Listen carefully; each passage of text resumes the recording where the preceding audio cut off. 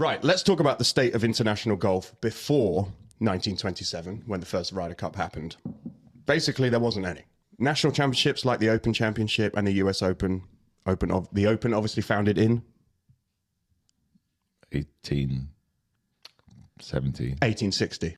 And the US Open was founded in 1861. 1895. However, there was no structured team competition between countries. By the 1910s and 1920s, professional golf in America had become a lucrative career. So you could go and make money by winning golf tournaments. However, in Britain, golf professionals still struggled, often having to work as club pros and coaches rather than being full-time touring players. So there was a lot of Mars bars. There was a lot of keep your left arm straight. Yeah, back in the day, I don't think back in the day probably would have been allowed in the clubhouse either.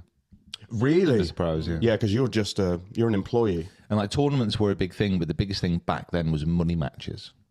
Right, yeah, so pros played each other, or Hagen and what's his name would play each other for... And exhibition. So American Samuel Ryder would, invite... Henry Ford would invite, Bobby Jones, and times are all mixed up. This is definitely not the same time period. Yeah. But they would invite Walter Hagen and, I don't know, the British pro, Jim Barnes, whatever.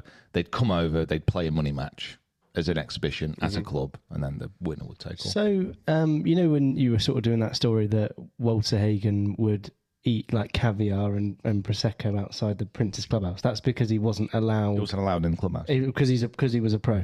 Oh, right, okay, I didn't, yeah. What is that story? Tell us that story again. So Walter Hagen. He's a good golfer. I'm struggling. I need my daily greens. The wrestler. Walter Hogan. Hulk's brother. When he was competing at the Open at Royal Cinque Ports, he wasn't allowed in the clubhouse because of his professional status. Yeah, didn't have the right socks. Yeah, so he hired a massive car and just stocked it out as a clubhouse. And he put champagne in there and caviar in there and just got changed and had this amazing time in the car park. And it was seen as an act of defiance, but also I'm a professional golfer.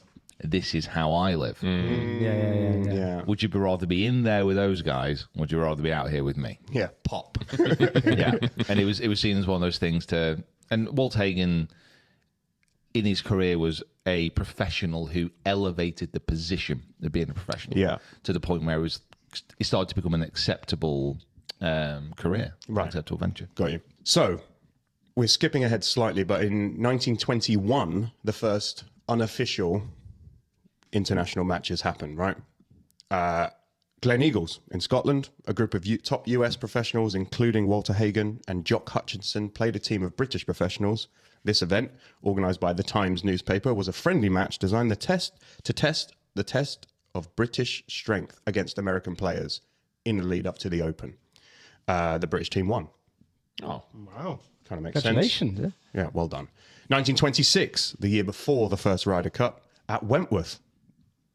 Oh. Where you're about to go today. Another informal match between Great Britain and the United States played just before the Open, which the Open in that year was played at Royal Lytham St Anne's. This match was far more competitive and attracted significant public interest. Samuel Ryder goes, he was at the event. This sounds like something we could definitely make a real tournament out of. So, despite the friendly competitions, no official international tournament existed regularly to pit the best golfers from the US against the best golfers from Britain. It was against this backdrop that Ryder, driven by his love of golf and the belief in fostering international competition, took it upon himself to create what would become the Ryder Cup.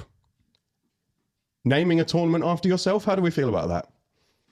I think it's egotistical, let's be honest about it. Yeah. It's a real shock, but it's fine now, and it just works, doesn't it? It's one of those where, I remember when we went through this it wasn't a very successful band, but when I was in a band, of picking a name, and you say the name, and it's like, I don't like it. Yeah. But then you think about it, and you go, surely Coldplay was sat there going, this doesn't sound very good. Yeah. The Arctic Monkeys. Yeah, it sounds like a ridiculous name. It's great name. It's obviously time can only allow that. Like when the Ryder Cup started, I imagine, I mean, he probably loved it, but like right now, the Broadbridge Cup, that ain't doing anything.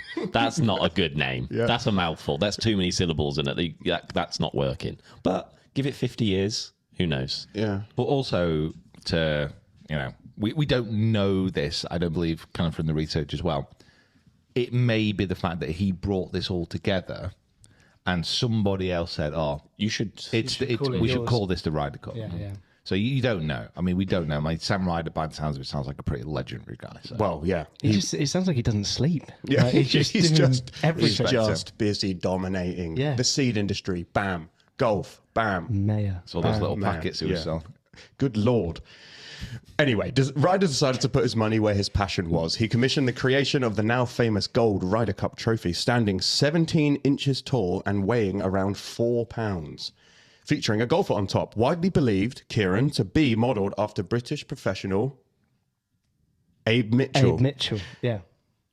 What's the story about Dorset? Because Kieran's from Dorset, so there's got to be a Dorset connection here. There's a local story. What's the story about who he met and how he knew Abe Mitchell? So he used to go on holiday down in Dorset every single year at Came Down Golf Club, and their slogan is when you go into the course, this is the birthplace of the Ryder Cup. So in my early days, I was under the impression that it started there.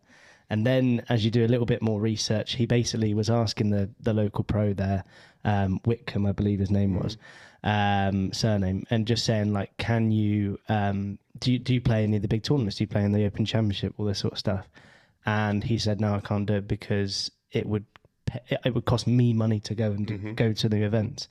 And he was obviously, Ryder was kind of seeing that from the American side, they were coming over, all posh and dressed swanky and That's Kieran's posh move. Exactly, If you're only listening, Kieran just jostled in his chair like a lad. and the British pros were not. So it was he wanted to come up with an idea of how you could bring that closer and make the pros who are very talented as good as the Americans. Yeah. Excellent. I think this is probably something that's going to come up later on as well when we start to get to like Jacqueline and that kind of era. Yeah. So anyway. Yeah, because that didn't actually change until the 80s. The British players were still struggling to keep up with the Americans because of a little-known world event called World War II. And we're going to get to that in a little minute. First of all, we're going to talk about the inaugural Ryder Cup. In June 1927 at Worcester Country Club in Massachusetts. Yeah. You lot went. We did. How was it? Video coming soon. Hang on. No, video will be out. Oh, yeah. It's out next week. Oh, nice. Yeah, it was, you know what? I have to admit, I've not played many classical American parkland courses. Like most of the time when we go over to the States, apart from this year, it's always during the down months in the UK where the weather's bad. So we go to Florida, we go to California, Arizona. Not actually being over in the summer to like Massachusetts, like East Coast, and played New York kind of area, played those classic American parklands. And that's what Worcester is. And they just had a massive renovation to return it back to what it used to be like. And they're trying to get some big events back there as well, because it's held the US Open as well. And you know what? It was just really good. It's quite a pleasant golf course. Okay. Is probably the best way of describing it. Fairway's relatively wide, really cool bunkering, massive greens, wooden flags, old school clubhouse with a bowling alley in it. Of course. It was just a really nice atmosphere. Like if you were a member there, it would have been fantastic. And could you see a Ryder Cup going back there? Because, I don't know if you know this, but we're coming up to the 100th anniversary of the Ryder Cup. It's too small. Too small to host the event now. Yeah, I mean, back then, you could understand how it would work. You know, the problem, I don't know. I wasn't there. I've not seen the pictures. I doubt there was 200,000 people coming through the door.